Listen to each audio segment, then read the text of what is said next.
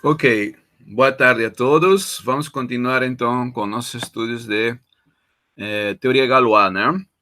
Ok, bom, na aula passada já começamos a falar um pouco sobre extensões de corpos, né? Vamos lembrar as definições rapidamente, né?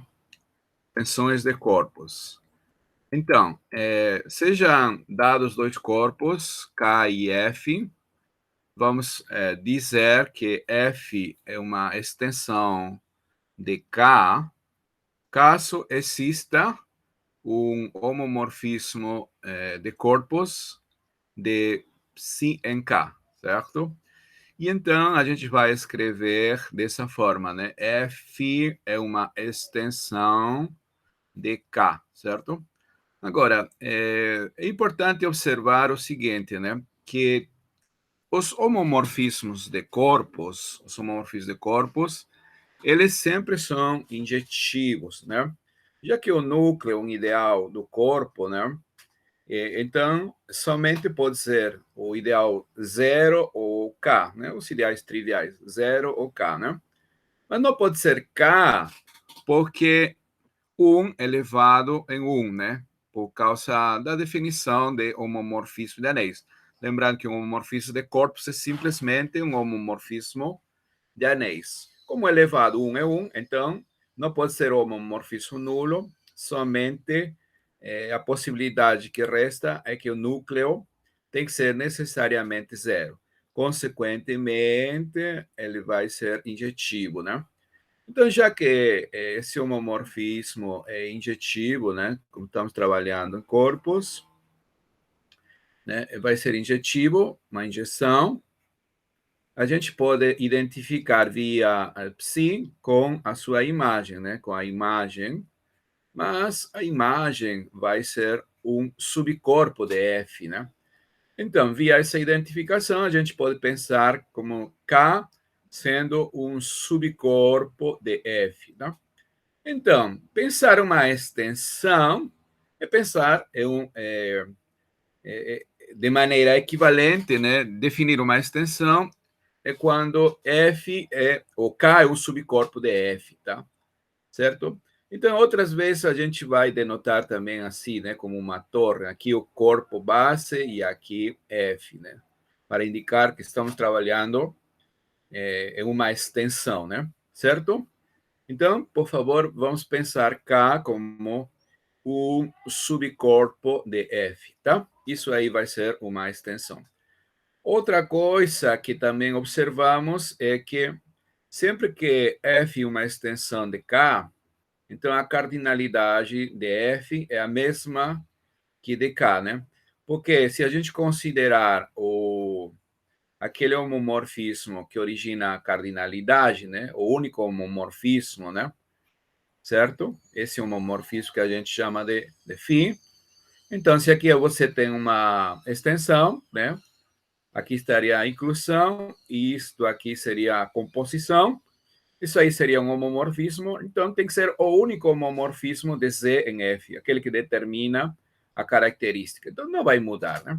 A característica de K vai ser igual à característica de F, porque lembre-se que a característica é o único inteiro não negativo que gera o núcleo, não? Certo? O núcleo da extensão vai ser o mesmo que o núcleo desse aqui. Vai ser zero ou um número primo, tá? Ok, alguns exemplos básicos de extensões, né? Todo corpo vai ser extensão de seu corpo primo. Corpo primo foi definido como o menor subcorpo contido dentro do corpo. Então, em particular, é um subcorpo. Então, ele é uma extensão, certo? Corpo dos números complexos é uma extensão dos reais, né? Claramente, né? Uma extensão dos reais, que por sua vez é uma extensão dos racionais, por exemplo, né? Característica zero aqui, né? Ok, o corpo de frações dos inteiros gaussianos é uma extensão dos racionais, né? Está dentro do corpo corpo de frações dos inteiros de Gauss.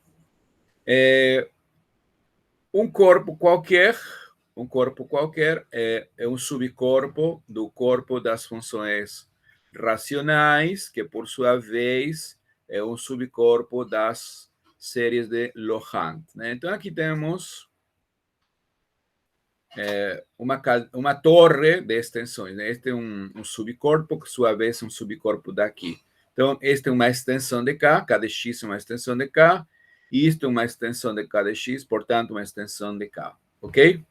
Agora, toda vez que a gente tem uma extensão de corpos, né, já vimos que, de maneira natural, F vai ser um espaço vetorial sobre K, né? Então, para ter um espaço vetorial, precisamos de duas operações. A adição, qual vai ser a adição? A adição vai ser a própria adição de K, a mesma adição de K.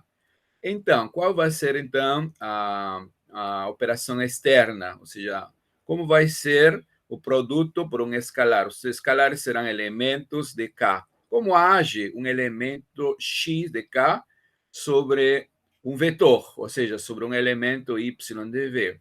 Simplesmente multiplicando x, y, onde? No corpo grande, em F, tá? É o próprio produto. Já que K é um subcorpo de F, né? Porque é uma extensão, já vimos que podemos pensar dessa forma. Então, multiplicamos no corpo grande e então automaticamente a gente vai ter uma estrutura vetorial, certo? Então, F vai ser um espaço vetorial sobre K. Portanto, podemos falar da dimensão desse espaço vetorial, né?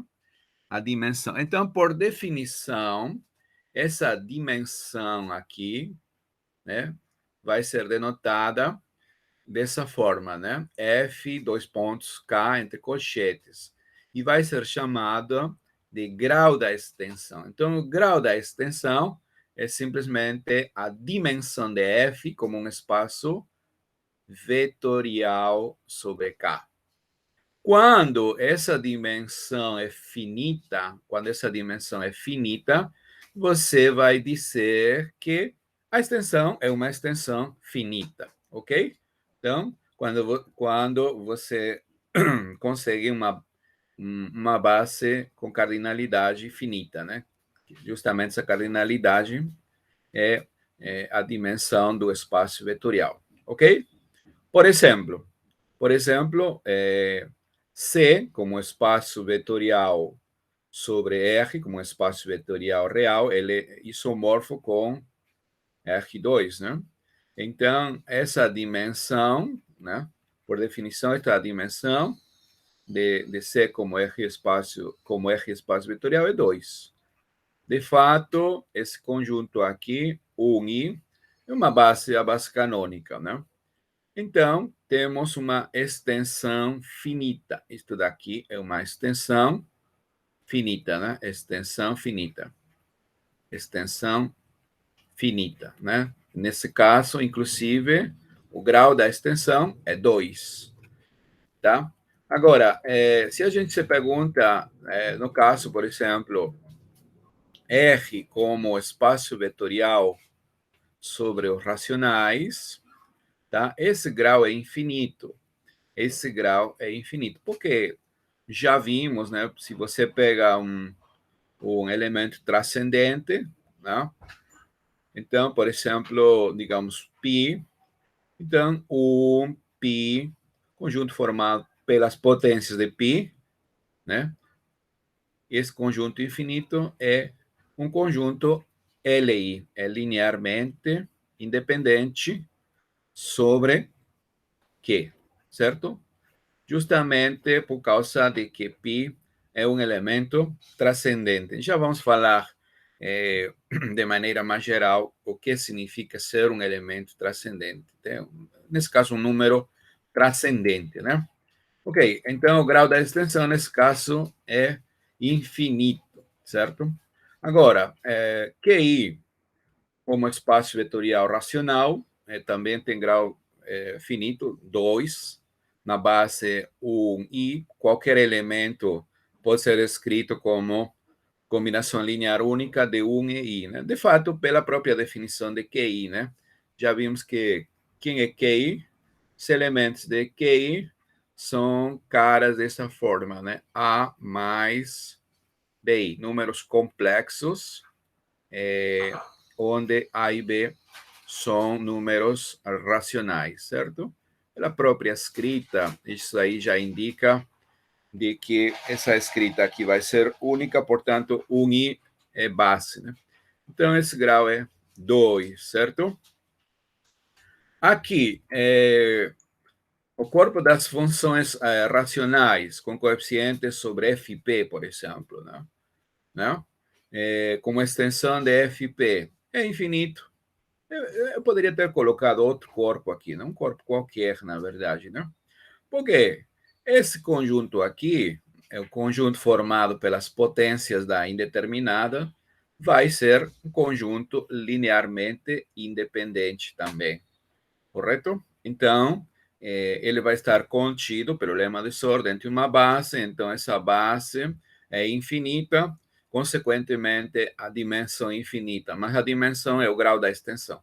Então, essa extensão vai ser infinita, certo? Ok. Uma primeira propriedade que relaciona as dimensões, ou os graus das extensões, quando você tem uma torre, digamos aqui o corpo menor, né? Olha, L é uma extensão de K, vamos denotar assim, aqui está L. Por sua vez, F é uma extensão de L. Então, eu vou ter essa torre aí, né? Ou seja, portanto, F também vai ser uma extensão de K, né?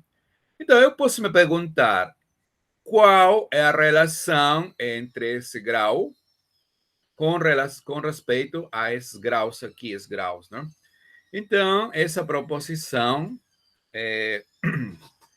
fornece a resposta, né? Qual é a resposta? Pois bem, esse grau aqui, essa dimensão de F como K espaço vetorial, é igual ao produto dos graus F como L espaço vetorial, multiplicado pela dimensão de L como K espaço vetorial. Essa formulinha bacana aqui mostra, dá a resposta, né? Vamos provar, então, essa proposição, né? Prova. Ok. Bem, vamos considerar um conjunto linearmente independente, finito, dentro de L. Aqui eu estou pegando em L, um conjunto linearmente independente, certo? Dentro de L. Perfeito? Estamos em L aqui, pegando os Y, vamos colocar aqui, os YI. Os YI estão aqui, ok? E vamos tomar um conjunto linearmente independente sobre L, mas um subconjunto em F, né? Aqui vão estar, então, os XJ, um conjunto finito também, né? Vão estar aqui. Então, afirmamos que o conjunto formado por todos os produtos, que teríamos M por N produtos, né? Os YI por XJ, certo? Que obviamente vai morar aqui no corpo grande, isso aqui vai estar no corpo maior, ele vai ser linearmente independente sobre K, certo? Linearmente independente sobre K. Então, vamos afirmar isso, né? Afirmamos isso e vamos demonstrar, né? Então, para provar a independência linear, suponhamos que temos uma combinação linear igual a zero e temos que mostrar que todos esses escalares aqui, esses escalares que estão aparecendo aqui, o CJ, são escalares sobre K, né? Porque eu quero mostrar que esse produto aqui, os XY, aqui temos F, aqui está L e aqui está K. Então, como falado, esses X, esses YI, XJ, são caras que estão morando aqui. Então, eu estou afirmando que todos eles formam conjunto LI sobre K. Então, estamos tomando escalares aqui, né? Escalares em K, por favor, tá? Então, temos que mostrar que todos esses caras são iguais a zero. Essa escrita que está aqui, pode ser expressada, né? A gente vai ter quantos YI? YI são M e os outros caras são N, né? Então, vamos escrever ordenadamente, assim. Primeiro, todos os caras que acompanham quer dizer, os coeficientes XJ, né? Você vai ter uma soma aí que envolve os YI, o CJYI, I variando de 1 até M, né? Então, aqui você tem uma escrita, né? Uma escrita de escalares do XJ, certo? Ou seja, você vai ter aqui, ó, x1 multiplicado por um coeficiente aqui, mais x2 multiplicado por um coeficiente aí, né? Mais outro coeficiente xn, no caso, né? Xn, tudo isso igual a zero, tá? Você tem essa combinação do vetor zero, né? Em termos de x1, x2. Mas lembre-se, esses caras aqui são LI, esses XI são XJ, são LIs sobre L, né? E esses escalares aqui estão todos em L, tá? Em L. Esses escalares são justamente os caras que aparecem na soma. Então, esses escalares têm que ser zero, por causa da independência linear. Beleza? Então, cada um desses escalares tem que ser zero. Aqui temos esses escalares, né? Certo? Agora, você aplica o fato de que os YI são linearmente independentes sobre K, e os escalares são elementos de K. Então, todo mundo tem que ser igual a zero, tá bom? Muito bem. Então, temos provado nossa afirmação. Então, o que acontece? Nós, olha, recapitulando, né? Pegamos um conjunto finito LI de Li sobre K, e um subconjunto finito de F linearmente sobre L, e provamos que os M por N produtos formam um conjunto linearmente independente sobre K, certo? Ok. Então, o que acontece se o grau da extensão de F sobre L é infinito?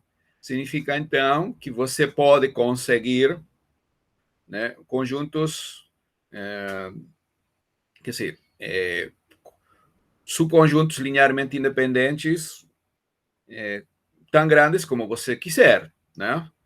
Tá? Então, esse conjunto aqui M, esse conjunto de M elementos pode ser um conjunto com M arbitrariamente grande, porque você sempre, já que a dimensão é infinita, então M pode ser tomado arbitrariamente. Então, para qualquer M, esse produto com esses caras vão ser linearmente independentes. Isso significa, então, que você vai conseguir sempre, para qualquer M, você vai conseguir conjuntos linearmente independentes com essa cardinalidade.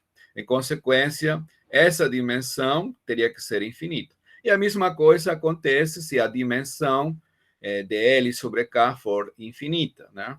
Porque sempre vai existir subconjuntos, agora aqui, linearmente independentes sobre L, com cardinalidade arbitrária, né? Já que a dimensão é infinita.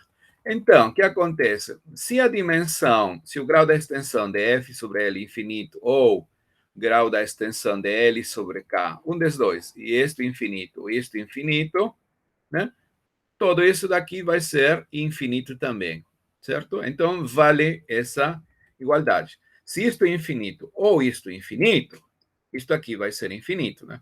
Mesmo que seja finito, um dos dois, basta que um desses seja infinito, o produto será infinito, né? Pelo argumento mostrado, ok? Portanto, é suficiente mostrar no caso em que as dimensões são finitas, né? Se um dos dois é infinito, então este daqui vai ser infinito e vale a igualdade. Portanto, podemos supor que essa dimensão aqui é finita e essa dimensão aqui é finita. Mas ainda podemos supor que isto daqui é uma base e que esse cara aqui também é uma base. Então, em particular, serão LIs, e já vimos que o produto de M por N vai ser LI. Então, estaria faltando o quê? Mostrar que ele também é um conjunto gerador. Isso que a gente vai fazer, mas isso aí vai ser tranquilo, não? Então, aqui, ó, suponhamos então que a dimensão de F sobre L é finita, digamos, N, né? E a dimensão dele sobre K é finita, digamos M, né? Como o caso anterior. Então, como já falado, podemos supor que aqueles conjuntos são conjuntos básicos, inclusive, né? Ok, então vamos provar nesse caso que realmente os y e xj é uma base, né? Se aqui a dimensão é n e eu tenho n LI, eles vão ser uma base, né? Tanto os YJ, XI, ou, né? Vão ser base, certo? Ok, então estaria faltando, como eu já disse, mostrar que esse conjunto, esses produtos aí, é um conjunto gerador. Como a gente vai fazer? A ideia é simples, realmente, aqui. Sabe? Aqui parece a escrita um pouco confusa, mas não é. Você pega um elemento Z em F, C em F, certo? E esse Z você escreve como combinação linear, né, dos XJ, tá? Isso aí é possível, né, porque os XJ formam uma base, não é isso? De quê? De F como L, espaço vetorial, né? Olha, esse Xi, certo? Vai ser uma base como espaço vetorial sobre L. Então, vai ser um conjunto gerador, você consegue escalares, na verdade, únicos, escalares alfa J. Né? Então, esses alfa J são elementos de onde? De L. Né? Esses alfa J aqui são elementos de L. Tá? Mas agora, cada um desses daqui você pode expressar como combinação linear dos YI. Por quê? Porque esses caras têm L e os YI formam uma base como espaço vetorial sobre K. Então, você encontra únicos escalares em K, de modo que cada um desses alfa J seja escrito como combinação linear dos YI. Pronto. Aí você escreveu dessa forma, é somente substituir nessa escrita aqui, né? Então, substituindo, né, associando e tal, conseguimos escrever Z como combinação linear dos produtos Y e XJ. Então, esse conjunto formado pelos Y e XJ, né, onde esse I vai variando entre 1 e M, e o J variando entre 1 e N, né, vai ser base do corpo maior, né? Corpo maior que seria F sobre K, né? É base de F sobre K, certo? Portanto, aqui vou ter quantos elementos? M por N, né? São produtos, M por N. Mas M é a dimensão, M é a dimensão de F, como L, como espaço vetorial sobre L. Este daqui tem dimensão N, este daqui tem dimensão M, e acabamos de ver que isto aqui tem dimensão N vezes M. Correto? Então, foi provada essa proposição aí. Beleza? Muito bem. Sim. Se a gente tem uma extensão de corpos, digamos F, uma extensão de corpo, né? Quer dizer, F, aqui está o corpo menor, aqui está o corpo maior, né? F é uma extensão de K. Digamos que entre esses dois aparece outro corpo, vamos chamar L. né? De tal forma que K é um subcorpo de L e, por sua vez, L é um subcorpo de F, né? Então, esse L vai ser chamado de corpo intermediário. Obviamente, relativo a essa extensão, né? Relativo a essa extensão. Então, quando vai ser um corpo intermediário, se F é uma extensão de L, e por sua vez, L é uma extensão de K, né? Ou você pode formar uma torre, né? Aqui tem a extensão original, né? E então, no meio, aparece outro corpo, certo? Pelo que acabamos de ver, então, o grau dessa extensão vai ser igual ao produto desses graus, certo? Isso que afirma a proposição anterior. Tá, colorário, primeiro colorário de nossa proposição.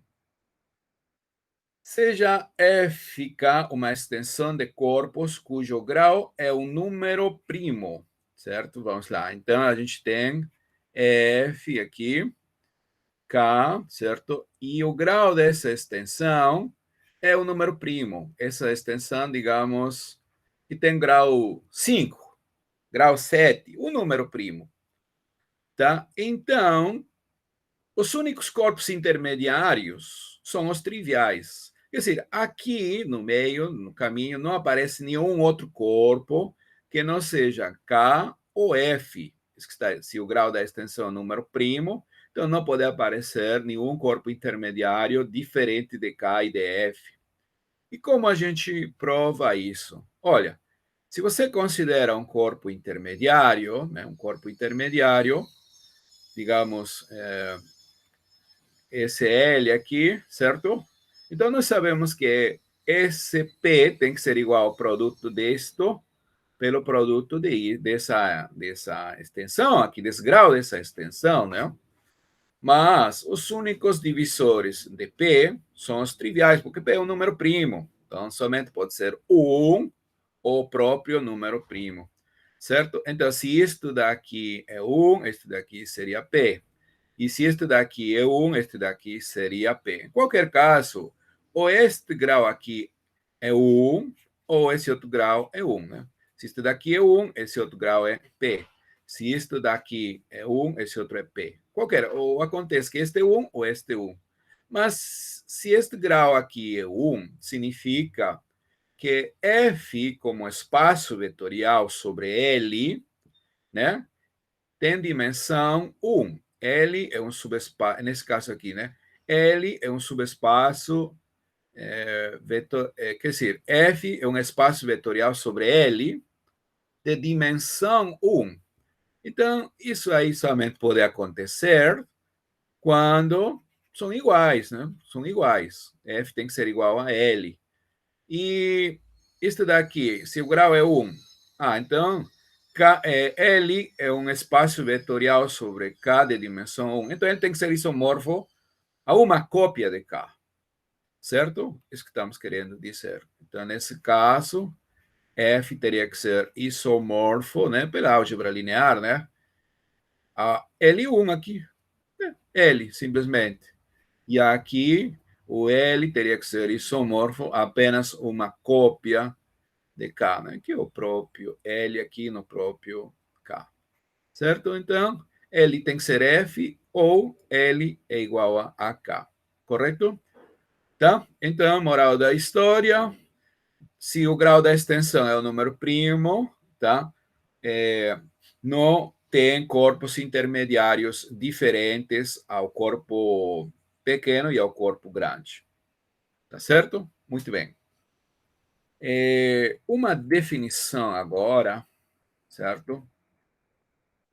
É a seguinte: consideremos uma extensão de corpos, né? F uma extensão do corpo K. Né? Temos aí a torre, ok. E vamos pegar S, um subconjunto de F. Esse S que está aí é um subconjunto de F, né? Um subconjunto. Né? Ele não tem estrutura, nada. Simplesmente é um subconjunto, né? Claro, vamos pensar que é um subconjunto não vazio, não? Não vazio, ok? Tá. Então, a gente quer, de alguma forma, anexar, digamos, a K esses elementos de S e formar, né, o menor subanel, esse menor subanel, que contém K e contém S também, tá? Então, aqui vai aparecer o KS. Então, esse KDS vai ser o menor subanel, vai estar dentro de F. Não estou dizendo que ele vai ser um corpo, é simplesmente um subanel. Eu estou vendo este aqui como um anel, então este aqui vai ser visto como um subanel. O menor subanel que contém K e esse conjunto S. Eu estou querendo construir isso daí. Como a gente pode construir, né?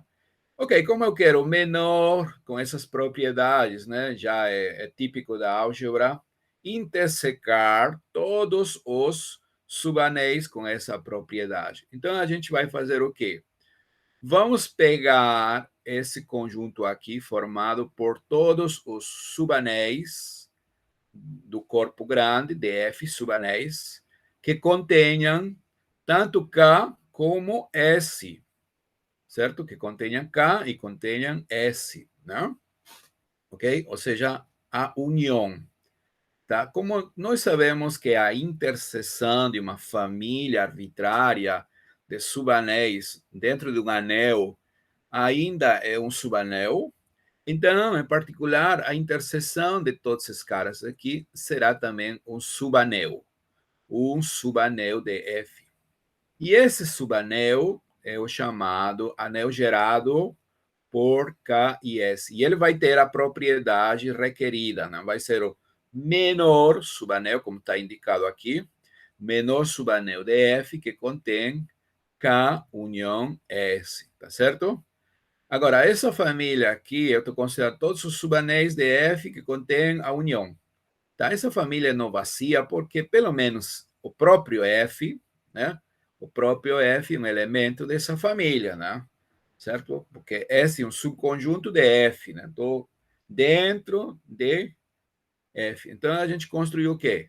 O menor subanel que contém K e também contém a S. E ele mora dentro de F, certo? O anel gerado, né? Este daqui é o anel gerado por K e S. Então, ele contém também S, por favor, de maneira mínima, né? Também contém S e, por sua vez, contém K, tá? Muito bem. Como falado, com relação à inclusão aqui, a ordem induzida pela inclusão, esse anel vai ser o menor de todos, né? Certo? O menor subanel que contém a união S. Ok. Pode acontecer que S, muitas vezes, seja um conjunto finito, né? Esse conjunto S pode ser infinito. Eu não disse inicialmente que esse conjunto era finito, né? Simplesmente pegamos um subconjunto de F qualquer, pode ser finito, pode ser infinito, essa construção é válida. Né? Mas quando S é finito, digamos, alfa 1, alfa n, esse conjunto formado por esses caras. Então, no lugar de você escrever assim, K de quem? Do conjunto alfa 1, né? É uma notação, né? Para simplificar a notação, na verdade. Né? No lugar de escrever assim, você escreve assim, K de alfa 1, alfa n, tá bom? Você escreve dessa forma. Então, por favor, não esqueça que este objeto aqui, por definição, por construção, como você quiser, é o menor subanel de F, né, que mora dentro do corpo grande, que contém K e contém alfa 1, alfa n. Tá? Essa é a propriedade que caracteriza esse objeto que acabamos de definir, correto? Muito bem. Da mesma forma que a gente construiu esse subanel, podemos construir também um subcorpo com essas características, né? Então, olha, a interseção de todos os subcorpos de F que contém K e, por sua vez, S vai ser o corpo gerado por K e S, tá? Anotação para diferenciar disto aqui, onde a gente vai usar colchetes. Aqui a gente vai usar colchetes. Quando estamos usando colchetes é porque estamos pensando em subanel, mas quando a gente usa parênteses, é subcorpo, tá? É a mesma construção. Aqui, então, vamos intersecar aqui em todos os subcorpos de F que contém K e S, né? Obviamente, essa família também não vazia, porque o próprio F é um corpo, né, que contém K e S. Então, ele mora aí, né? Certo? Então, novamente, pela própria construção, KS é o menor subcorpo que contém K e S. Então, nesse caso, a gente construiu um corpo intermediário, né? Aqui está F, aqui está K, e aqui a gente construiu KS, né? Um corpo intermediário, certo? Muito bem. Tá, então a pergunta é qual é a relação entre esse KDS e esse KDS com parentes, né? Esse corpo e esse KDS com colchetes, que é um anel. Esse anel aqui, como mora dentro de um corpo, ele é um domínio de integridade. Todo subanel dentro de um domínio de integridade, o corpo é um domínio de integridade, vai ser de fato um domínio de integridade. Então, esse cara aqui é um domínio de integridade, certo? Portanto, ele tem um corpo de frações. Será que o corpo de frações desse cara coincide com este daqui? Tá? Então, a próxima proposição vai dar uma afirmação, vai responder afirmativamente, mas no caso que o conjunto S seja um conjunto finito, né? Mas antes de denunciar e demonstrar a proposição que acabei de comentar, deixa eu falar ainda sobre uma definição, né? Se F, certo? Pode acontecer, olha, pode acontecer que esse corpo intermediário coincida com F, né? Pode ser. Ele mora, a princípio, dentro de F. Em alguns casos, pode ser que esse cara, né, coincida com o próprio F. Se isso aí acontecer, você vai dizer, de maneira geral, né, que F está gerado por S, tá? Por S, né? Então, no caso finito, ou seja, quando você tem S um conjunto finito para alguns elementos, né? Se coincide, esse corpo intermediário coincide com um corpo grande, né? Então, vamos dizer que essa extensão é uma extensão finitamente gerada, né? Finitamente gerada, correto? Certo? Então, quando esse n é igual a 1, quando esse n é igual a 1, precisamente, a extensão vai ser chamada de simples. Uma extensão simples, ou seja, uma extensão finitamente gerada por um elemento. Finitamente gerada e n igual a 1, tá?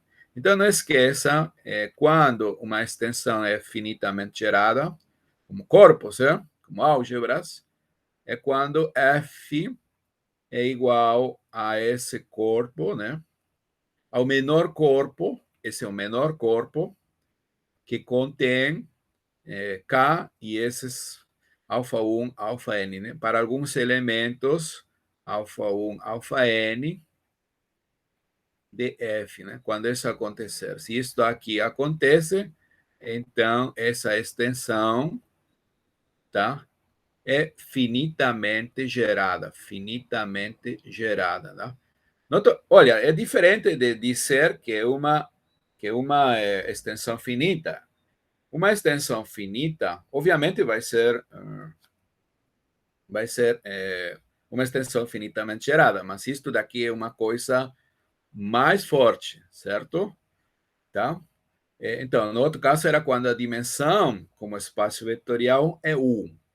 Tá? Aqui, então, é quando o menor subcorpo que contém K e esses caras aqui é o próprio F.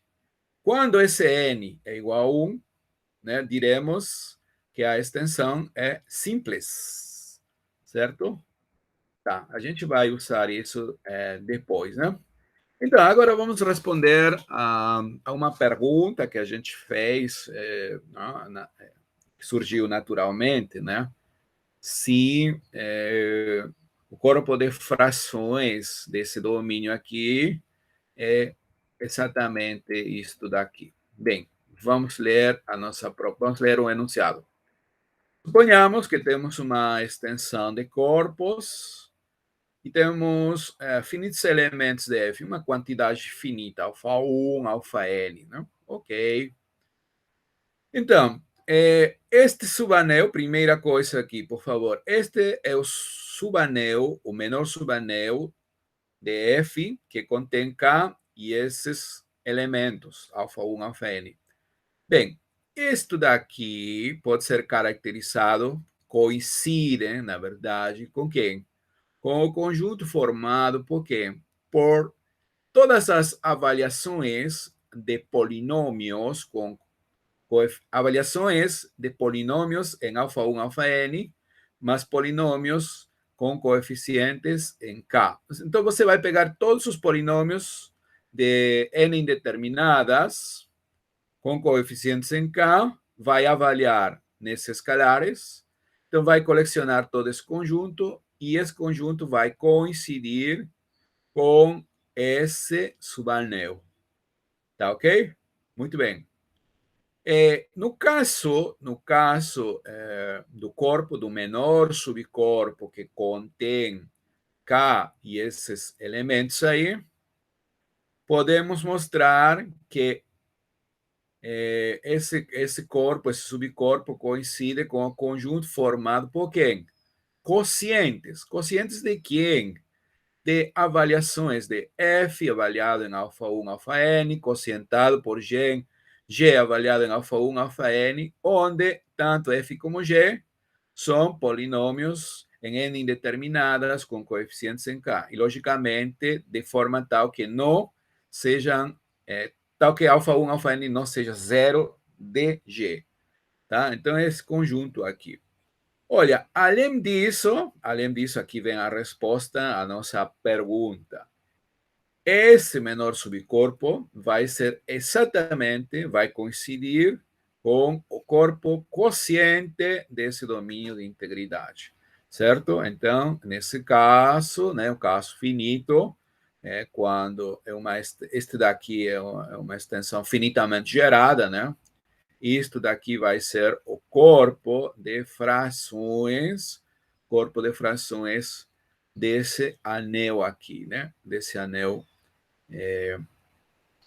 o menor subanel que contém K e esses caras aqui, ok? Então, vamos demonstrar rapidamente essa proposição, a primeira parte. Vamos provar essa igualdade aqui, né? Essa igualdade, certo? Vamos lá. Bem, considere, né, o homomorfismo avaliação. Tá? Em que consiste o homomorfismo avaliação nesse ponto alfa 1, alfa n? Esses alfa 1, alfa n são elementos de F, né? Então, esse daqui, essa n upla é um elemento de Fn.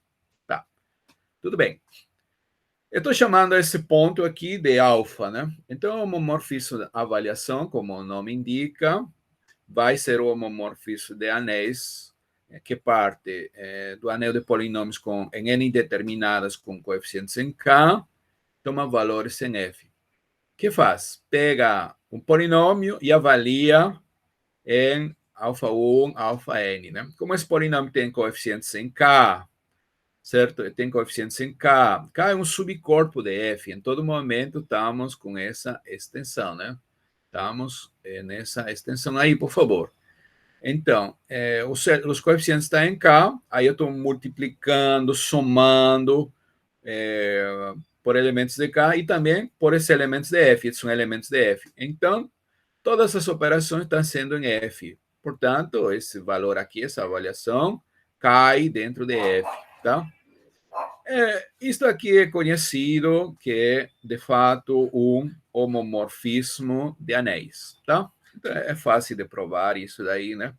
Isso aí é um homomorfismo de anéis. Ok. Quem é a imagem desse homomorfismo? A imagem desse homomorfismo, obviamente, vai ser esse conjunto aqui, ó, de todos os polinômios avaliados, né? De todos estes daqui, né?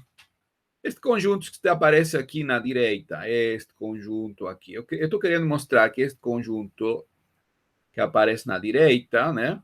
Isto aqui, de fato, vai ser a imagem do homomorfismo avaliação. Isso. Então, eu estou querendo mostrar que essa imagem coincide justamente com esse subanel, né? Este daqui, lembre-se que, por definição, o menor subanel, né? Que contém K e esses elementos, alfa 1, alfa N, correto? Isso aí vai ser importante porque vai nos ajudar a provar. Tá, bem, essa, obviamente aqui, por exemplo, se eu considerar os polinômios, digamos, os polinômios x1, se x1, o polinômio x1, a imagem de x1 seria avaliar em alfa. Então simplesmente alfa 1, né? A imagem de x2, alfa 2. Então, em geral, a imagem da iésima indeterminada desse polinômio aí, desse polinômio, vai ser o alfa i, certo? Então, cada um desses alfa é imagem, né? Imagem via o homomorfismo de avaliação desses polinômios, tá? Então, essa imagem, né, vai conter esses elementos, vai conter alfa 1, alfa n, porque é imagem.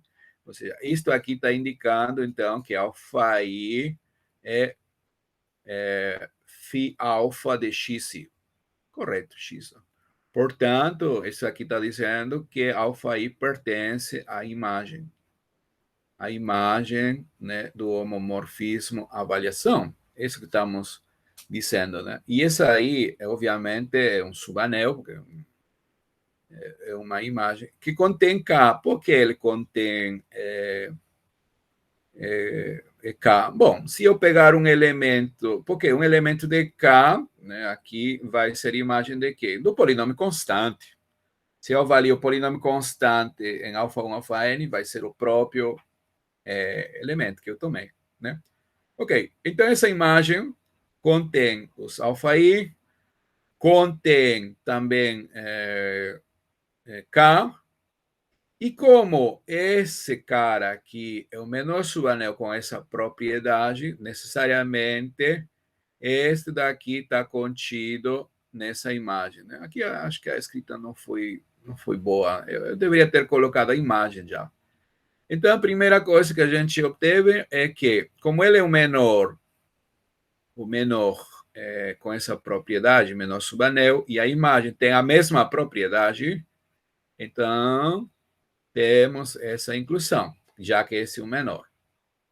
Correto? Muito bem. Agora, por outro lado, né? Por outro lado, se A é um subanel que contém K, K, e também contém alfa 1, alfa n, então, se você avaliar um polinômio com em n indeterminadas com coeficientes em K nesse alfa 1, alfa n, ele vai estar em A também, correto? Portanto, então, né?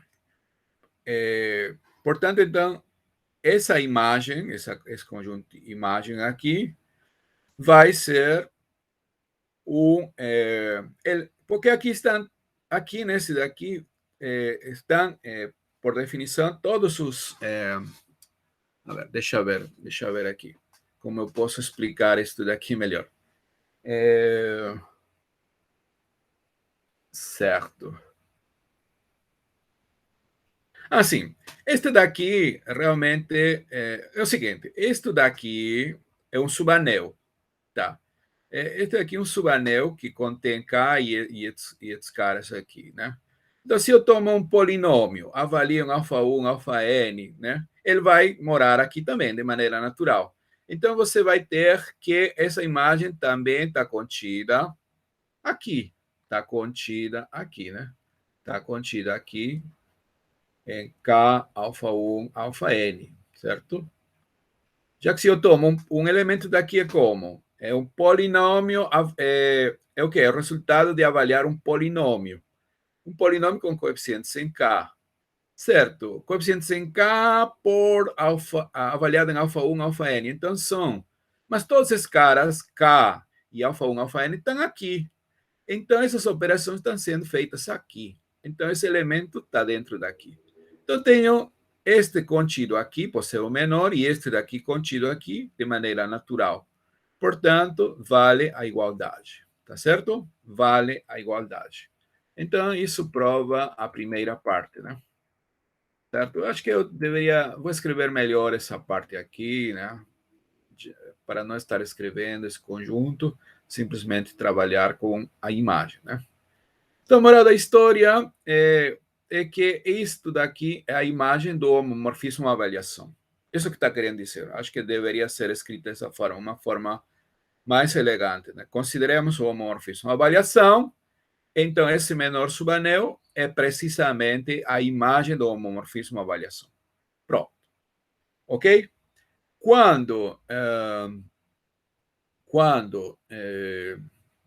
Certo. Vamos à parte 2. Vamos provar que o menor subcorpo que contém K e esses elementos aí coincide com este conjunto aqui. Observe este conjunto aqui, um conjunto formado por quocientes de elementos da imagem. Quocientes de elementos da imagem. Então, realmente, isto aqui deve ser o quê? O corpo de frações da imagem. Então, este daqui, realmente, esse conjunto que está na direita, né? Tem que ser o conjunto, o corpo quociente da imagem, correto? Então, esse L aí, né? Esse L que aparece, esse L é exatamente esse daqui. Nós estamos chamando de L, tá? Então, este daqui vai ser o corpo quociente da imagem, certo? Da imagem. Então, claramente vai ser a imagem, vai ser o corpo quociente, porque são frações, né? Frações que um cara da imagem quocientado pela imagem. Dada essa igualdade aqui, certo? Dada essa igualdade, então seus respectivos corpos de frações também vão coincidir, né? Mas o corpo de frações é o menor subcorpo que contém esse cara aqui. E, por sua vez, este daqui foi construído como o menor subcorpo que contém K e também alfa 1, alfa N. Tá, então, usando essas minimalidades, certo? Você conclui que esse corpo de frações da imagem tem que coincidir necessariamente com esse menor subcorpo, tá? Então, realmente, isto vai ser o corpo quociente desse domínio aqui, tá ok? Muito bem. Bem, aqui a gente tem outra proposição, né, que não é difícil de demonstrar. Acho que eu vou deixar isso daqui como um exercício, certo? Mas está provado aqui, né? Provado aqui, pois vocês podem dar uma olhada. O que ele está dizendo? Se você tem uma extensão de corpos, né? E você pega um subconjunto de F, você viu que trabalhar com quando S é finito, né? É muito mais simples entender esse KDS, né? É muito mais simples, né?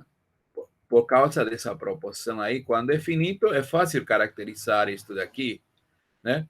Certo? Quando é um conjunto finito. Então, o que acontece no caso infinito? No caso infinito. Bem, essa proposição aí está dizendo, olha, quando você tem um subconjunto qualquer, né, o menor subanel que contém K e S pode ser expressado como união de K de T, onde esses T são finitos. Ou seja, do tipo que a gente trabalhou na proposição anterior, que são fáceis de descrever, certo? Então, simplesmente é juntar todos esses subanéis gerados por K e subconjuntos finitos de S, né? Variando aqui, todos os subconjuntos finitos, ok? E a mesma coisa acontece para os corpos gerados, né? Então, o corpo gerado por K e S vai ser igual à união de todos os corpos gerados por K e subconjuntos finitos de S. Ok? Muito bem. Então, vocês podem dar uma olhada na prova, né? É fácil. Isso aqui é conjuntista, né? Certo? Basta, inclusive, mostrar a parte 1, a parte 2 vai ser tranquila, né? Inclusive, por exemplo, né? Cada um desses K de T, aqui estou considerando T finito, T é uma parte de S, então, cada KT já está contido, cada KT já está contido em KS, né? Para todo mundo, né? Para todo T que varia no conjunto lambda, né? Ok, então se eu juntar todos, fazendo T variar, obviamente você vai ter essa inclusão. Então, essa inclusão aqui é fácil, porque basta fazer variar aqui, e você obtém essa inclusão aí. A outra inclusão, ou seja, que todo elemento daqui mora aqui. Como a gente vai fazer isso daqui, né? Então, você vai provar, né, o seguinte, você vai provar que essa união aí, na verdade, é um subanel de F que contém K e S, certo? Então, se você prova isso, né, e como você já mostrou que essa união está aqui, e este daqui é o menor subanel com essa propriedade, então necessariamente esses caras têm que ser iguais. Tá? É assim que se demonstra, né? Então, o que você vai fazer? Mostrar que este cara aqui é um subanel também de F que claramente contém K, contém S, claramente, porque aqui estou considerando as uniões, cada um desses contém os subconjuntos finitos, né? Então, como esses subconjuntos finitos estão variando, todos os subconjuntos finitos, obviamente, essa união vai conter S também. Então, basta provar que isso daqui é um subanel. E aqui está, né? Aqui está a prova, né? Vamos ler, já que estamos aqui. Olha, pego dois elementos na união, né? Então, alfa vai estar em algum deles, é um K de T1, e o beta vai estar em um K de T2, né? Alguns subconjuntos finitos, né? T1, T2, DS, né? Alguns índices aí. Agora, eu posso trabalhar, então, no menor subanel que contém T1, T2 e K. Seria este cara aqui. K de T1 união com T2. Então,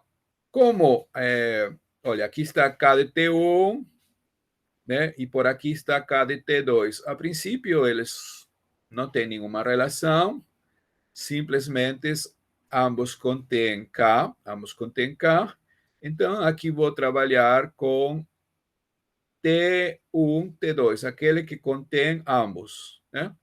Certo, então ele já está contido aqui, está contido aqui. Então, agora eu vou trabalhar aqui. Alfa e beta agora moram aqui. Alfa estava aqui, beta estava aqui, agora ambos moram aqui. Mas este é um anel. Então, como ele é um anel, ele vai ser fechado com relação à soma, à diferença, na verdade, porque é um subgrupo, e também fechado com relação ao produto. Vão ser elementos daqui. Mas isto é, parte da união. Então, esses caras também vão estar na união. Isso prova que, de fato, Isto daqui, esse objeto é um subanel, que obviamente contém K e contém S. E está incluído aqui. Mas este é o menor com essa propriedade, o menor com essa propriedade. Então, como você pode encontrar outro subanel com essa mesma propriedade contínua menor? A única possibilidade é que sejam iguais. Então, serão iguais. Certo? De maneira análoga, você pode trabalhar no caso 2, né? Caso 2, certo? E provar que o corpo gerado por K e S coincide com a união dos corpos gerados por K e subconjuntos finitos de S. Tá bom? Agora, em particular, né, para um elemento alfa de KS, ou do anel ou do corpo, né, respectivamente, você vai encontrar um subconjunto finito aí, né? Então, você vai encontrar uma quantidade finita de elementos, ou seja, T seria o conjunto formado por esses elementos, né, de S, de tal forma que esse elemento mora nesse anel aqui. Claro, pela própria definição, né? Se eu tomo um elemento aqui, vai estar em K de T. Mas como é K de T? K de T é um subconjunto finito. Pois bem, esse T você chama, os seus elementos chama de alfa 1, alfa N. Isso que está querendo dizer. Beleza? Pronto. Muito bem. Então, certo? Essa propriedade aqui ajuda a entender melhor esses anéis e subcorpos gerados, certo? Porque a gente expressa como união, né, de objetos que já foram descritos na proposição anterior, né? Então, no caso finito, o menor subanel gerado por K e uma quantidade finita é simplesmente a imagem do homomorfismo avaliação. E então, o corpo gerado por eles vai ser o corpo de frações da imagem. Portanto, vão ser quocientes dessa forma. É isso que está querendo dizer essa proposição, correto? Isso aí de maneira geral com relação às extensões de corpos, né? Mas nós estamos interessados em extensões especiais, certo? E uma das extensões especiais, né, que estudaremos são as chamadas extensões algébricas, né? Então, quando uma extensão de corpos é uma extensão algébrica, quando todo elemento de F é algébrico sobre K. Mas que significa que um elemento de F seja algébrico sobre K? Essa noção que a gente vai introduzir estende, certo? Estende a noção que já conhecíamos quando a gente estuda um pouco de matemática elementar sobre números algébricos, talvez em análise você viu, né, os problemas do livro do Elon, por exemplo, aparecem problemas de numerabilidade para os resultados que mostram que o conjunto dos números algébricos são conjuntos enumeráveis, por exemplo, né? Mas que é exatamente um algébrico, né? Olha, você tem essa extensão, né? FK, certo? Essa extensão aqui. Aí você pega um elemento alfa df. Então você vai dizer que alfa, esse elemento, é algébrico sobre K, se ele é raiz de um polinômio com coeficientes em K diferente de zero. Ou seja, se você consegue escalares, não todos nulos, certo? De tal forma que alfa possa satisfazer essa equação aqui, certo? Você consegue um escalar, desculpa, um polinômio da forma z0 mais c1x mais... Sim. Outra coisa importante, esse polinômio, né, esse polinômio aqui, tem que ser um polinômio mônico, tá? Um polinômio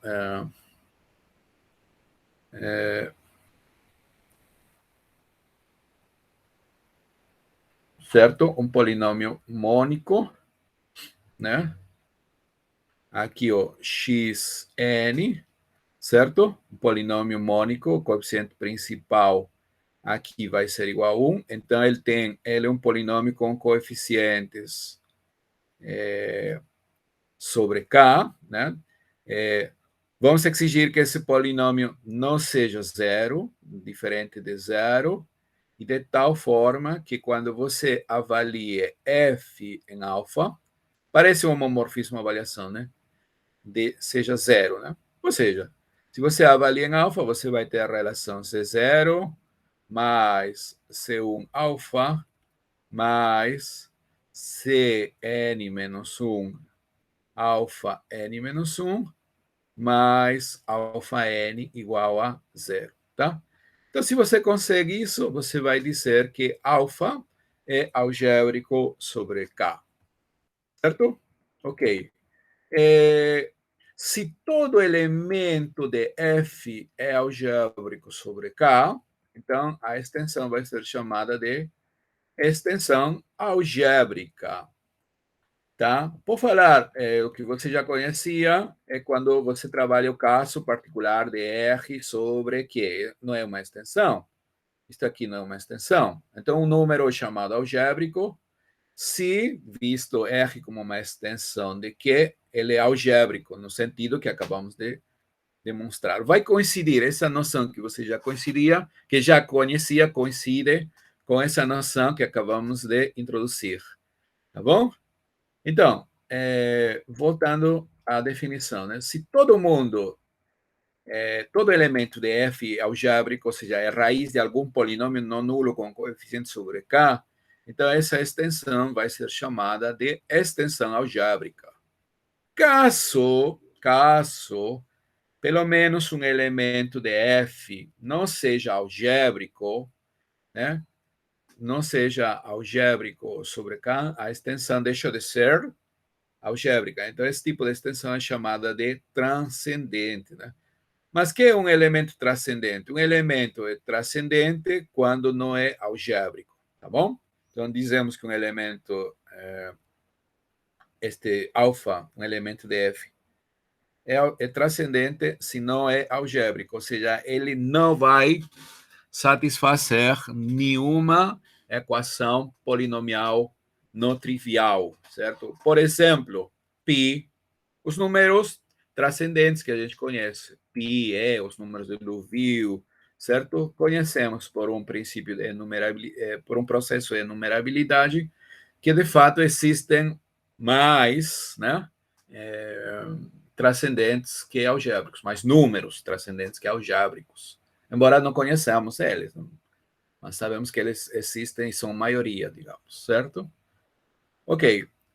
Então, em geral, né, sobre uma extensão, um elemento alfa vai ser transcendente se ele não é algébrico. Pronto.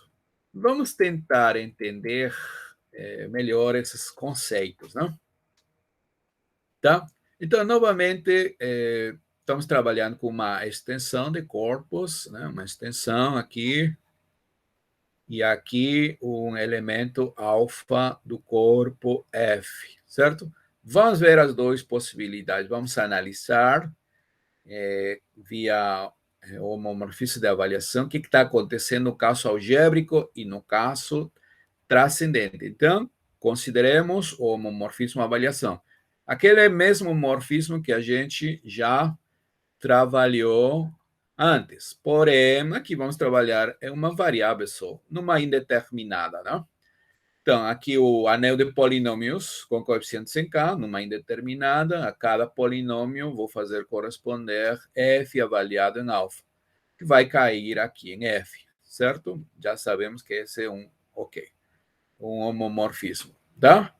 E também sabemos pela prova da proposição, na verdade, pela proposição, né, pela proposição, porque a gente vou reescrever isso aí daí, né, pela proposição, na verdade, o K de alfa, o menor subanel, né, é a imagem desse homomorfismo avaliação, né? Correto? Já sabemos. Ok. Muito bem. Então, pelo teorema fundamental dos isomorfismos ou homomorfismos de anéis, né? Tanto faz, nós sabemos que K de X, né, o domínio quocientado pelo núcleo, é isomorfo à imagem, mas a imagem é esse anel gerado por K e alfa. Pronto, temos essa relação aqui, né?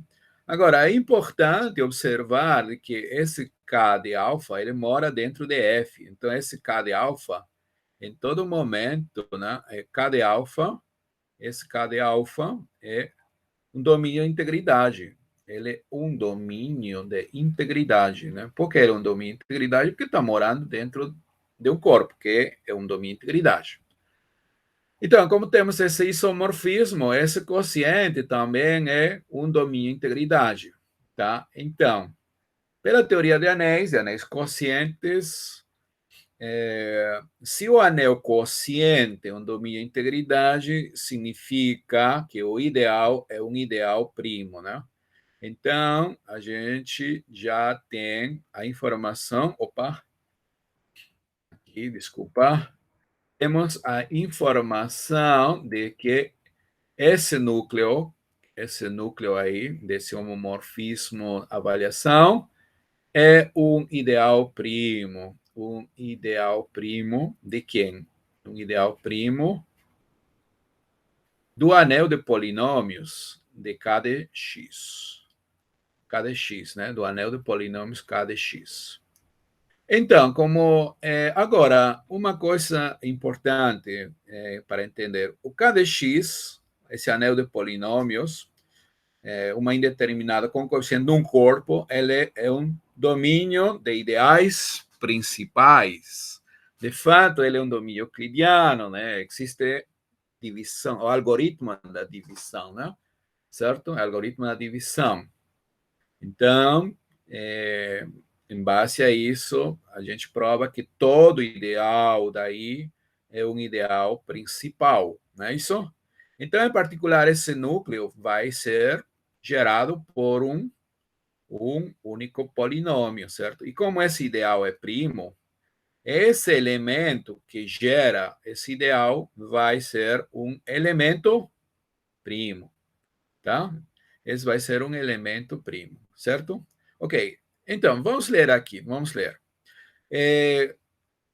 Já fizemos essas observações gerais, certo? Eu quero analisar, separar os casos quando alfa é algébrico e quando alfa é transcendente. Então, primeira parte, suponhamos que alfa é algébrico.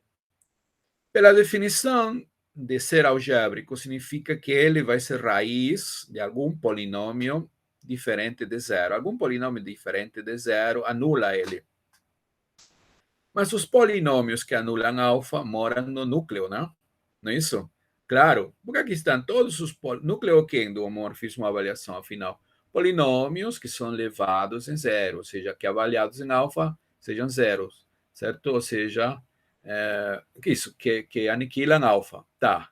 Então, como alfa é algébrico, né, pela própria definição, existe um polinômio, né, diferente de zero, que anula alfa. Esse polinômio nulo, obviamente, vai morar no núcleo. Então, esse núcleo tem que ser diferente de zero, já que pelo menos um cara está aí diferente de zero, que aniquila alfa.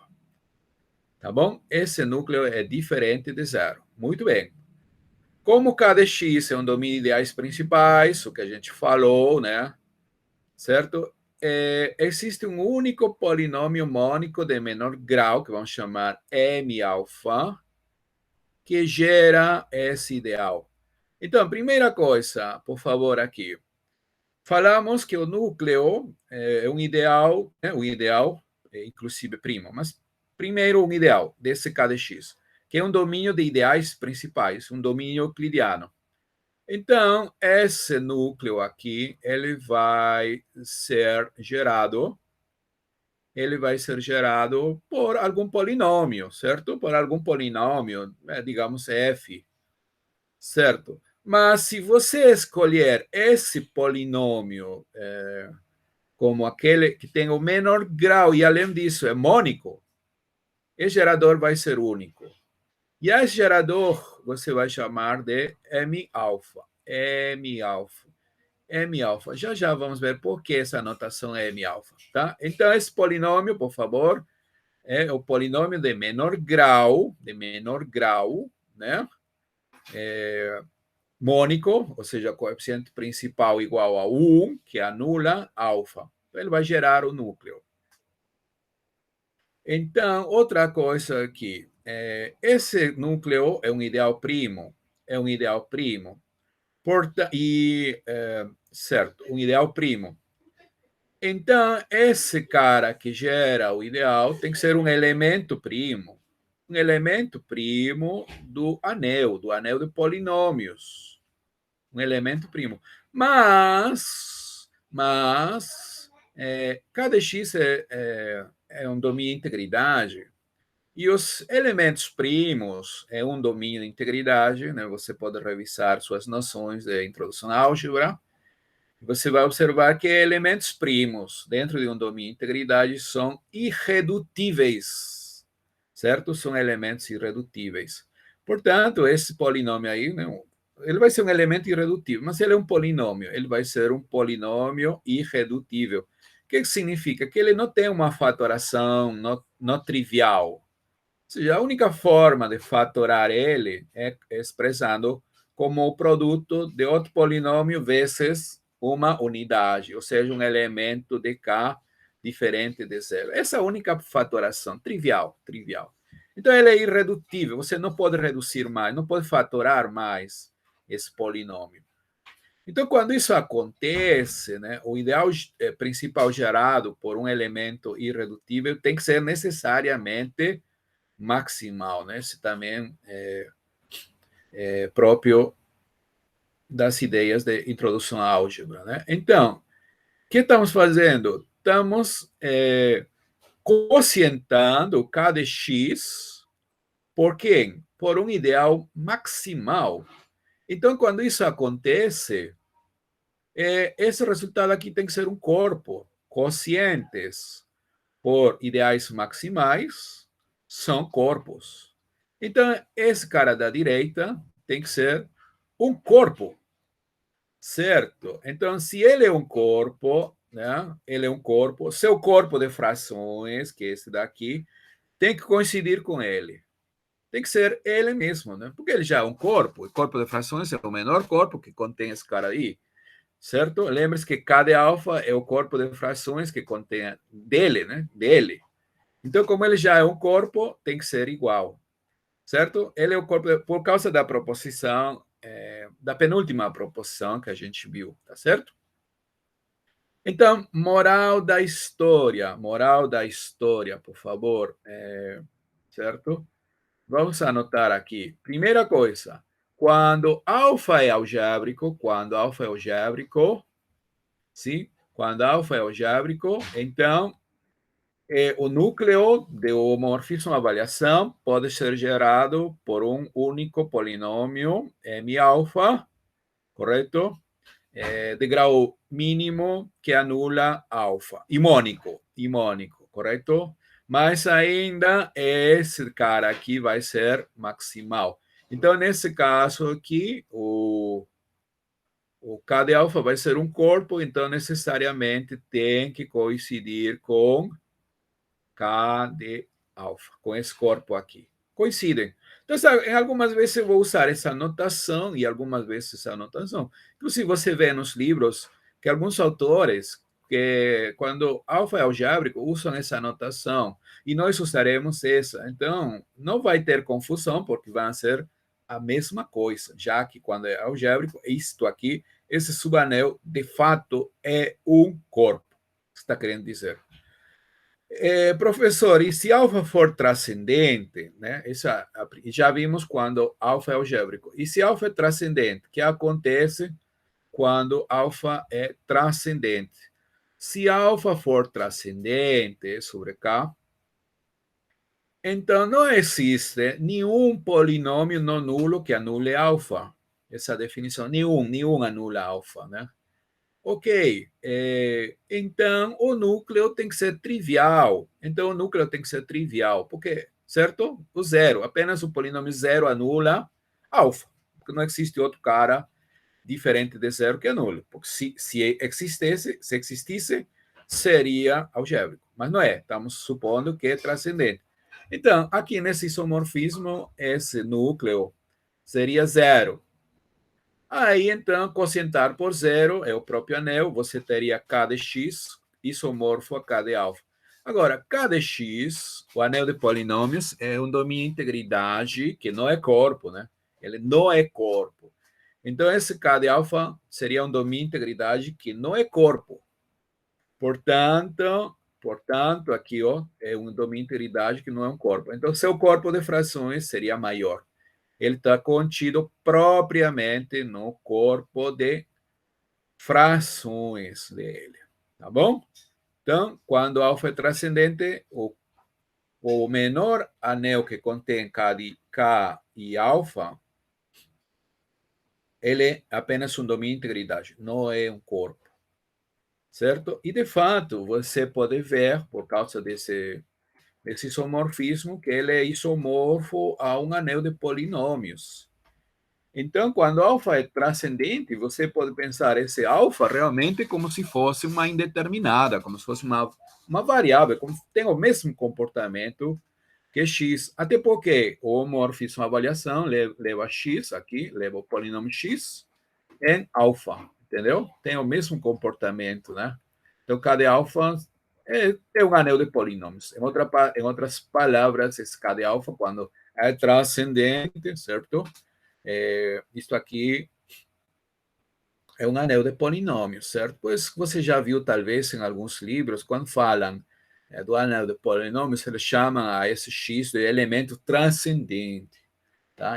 Então, esse que acabamos de falar é a explicação dessa terminologia.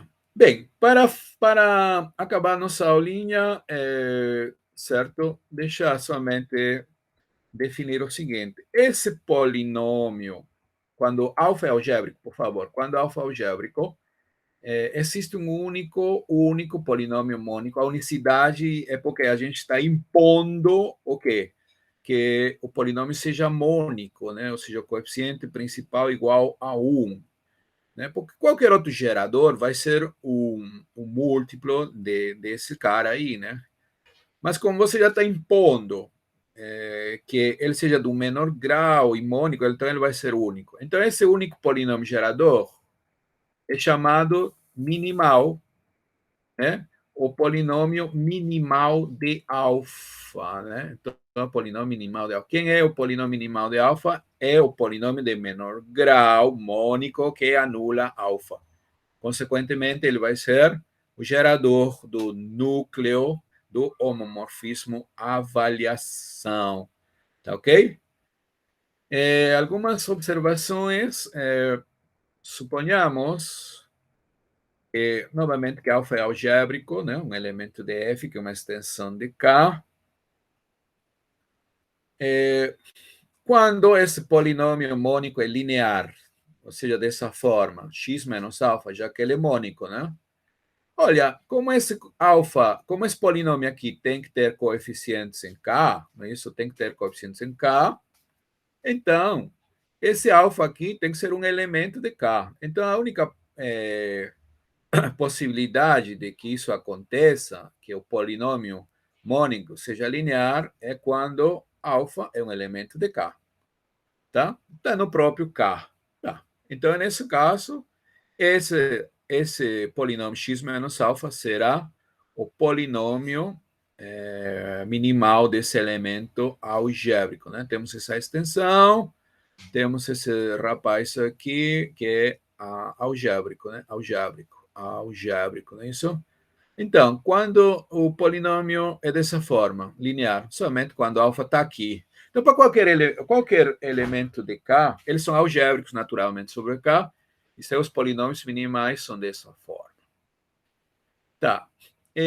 Com relação aos geradores do núcleo do homomorfismo avaliação, Então, se você pega um gerador, como vimos, ele tem que ser múltiplo, né? Múltiplo do polinômio minimal, porém, múltiplo por uma constante diferente de zero, certo? Diferente de zero, né? Ok. E como este M-alfa é irredutível, já vimos acima, né? Já vimos acima a explicação, né? Esse F, que vai ser um múltiplo para uma constante diferente de zero, também vai ser irredutível. E, obviamente, anula alfa, né? Então, como são geradores desse homomorfismo avaliação? São polinômios irredutíveis que anulam a alfa, né? No caso que seja mônico, tem que ser o polinômio minimal. Qualquer outro polinômio que anula alfa, ele mora onde? No núcleo do homomorfismo avaliação. Portanto, ele tem que ser um múltiplo do polinômio minimal, tá certo? Então, por favor, isso aí vai ser importante, tá? Todo polinômio que anula alfa necessariamente é um múltiplo do polinômio minimal, né? Já que o polinômio minimal é o gerador do homomorfismo avaliação. Então, se um polinômio anula alfa, ele vai morar, né, no núcleo. E agora eu simplesmente vou enunciar esse teorema, a gente prova na próxima aula, né? Esse teorema é um teorema bacana, bonito, e relaciona o grau da extensão, né? Quando o elemento é algébrico, com o grau do polinômio minimal. Mais especificamente, se você tem uma extensão de corpos, e digamos que alfa é um elemento algébrico, então uma coisa que já vimos é que quando isso acontece, isto daqui é corpo, não é? Isto daqui é um corpo. De fato, este daqui tem que coincidir com seu corpo de frações, né? Mais uma vez, alguns autores escrevem dessa forma, tá? Ok, então esse cara é uma extensão, né? Ele vai ser, a gente vai escrever assim, tá? Mas sabendo que é um corpo. Esse daqui é uma extensão de K. Então, vocês perguntam, qual é o grau da extensão? Qual é o grau da extensão? O grau da extensão, olha, o grau da extensão vai ser exatamente igual ao grau do polinômio minimal, certo? Mas ainda nós provaremos, certo? Que o conjunto formado por essas potências de alfa, 1, alfa até n-1, onde n é o grau desse polinômio minimal, será uma base de K alfa como espaço vetorial sobre K. Né? Como isso daqui é justamente por definição essa dimensão vai ser exatamente n, que é o grau do polinômio minimal, tá ok? Então a gente vai demonstrar com detalhes esse teorema bacana na próxima reunião, beleza? Então vamos parar por aqui, né?